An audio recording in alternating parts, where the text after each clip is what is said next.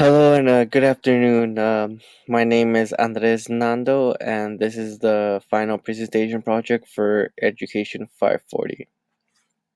I'd like to start things off by having you guys watch this quick introduction video on technology. Today we are going to answer the question, what is technology? When you think of technology, what do you think of? A telephone? A camera? But what about a table or a chair? Would you consider that technology?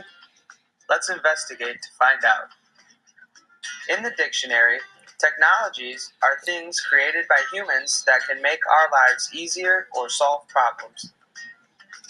All humans have basic needs, such as getting water and food and having a shelter. Technology is a way to make this easier. Instead of going down to the lake to get water, humans invented a way to bring it straight to our homes with indoor plumbing. Some technologies have wires and plug into the wall, like microphones. Microphones help to record sound. Laptops help us get information, type papers, talk to friends, and much more. But some technologies do not have wires at all. Umbrellas help to keep us dry in the rain, and a lock helps to keep our things safe. A pencil helps us write down information, and a fork helps us to eat food. So let's go back to our first question. Is a chair and a table a technology? Created using Powtoon. Okay, great. So I think I'll come back to the video in a bit, but for the most part, one of the important aspects of technology is the importance it has toward teaching and learning.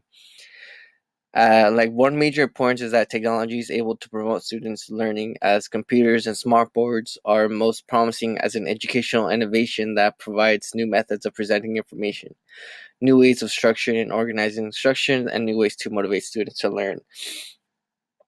I think as we've been observing in many classrooms, I feel that teaching has changed dramatically since we've been in classrooms. I remember like when I was in elementary school or middle school, like technology really wasn't that big a part of our education. But nowadays, you see elementary kids with iPads. They're doing these different types of applications, such as Imagine Learning, and these bunch of apps where like teachers are integrating technology where it's able to fit into the kids' needs and where they're at. And I think that's like one of the biggest importance of technology is that it's able to accommodate to a student's needs. Um, for me, the role of technology is that it is an asset, and it is a source and a tool. As the video presented in the beginning, technology is meant to make the life of teachers easier, and but it's not meant to replace them. I think one of the most important parts of technology is that it is supposed to be used as a tool, not as not but not as much as of replacing a teacher, because you can't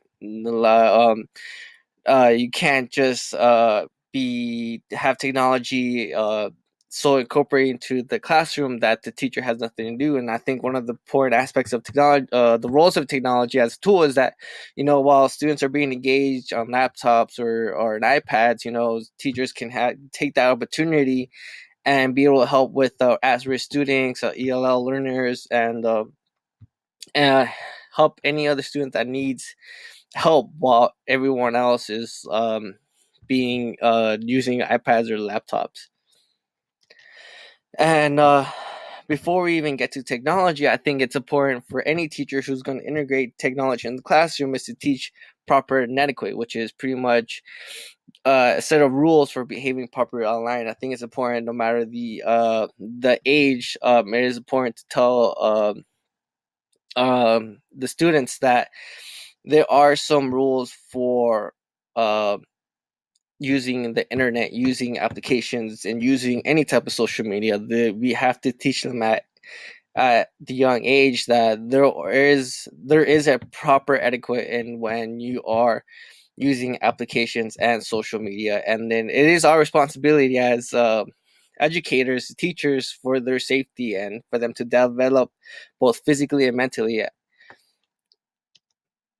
And one of the ways that we were able to prepare, as stated earlier in the lessons, is using the SMR model, where it allows like us for the opportunity to evaluate why we are using this specific technology, design the tasks that enable higher order thinking skills, and engage students in rich learning experiences.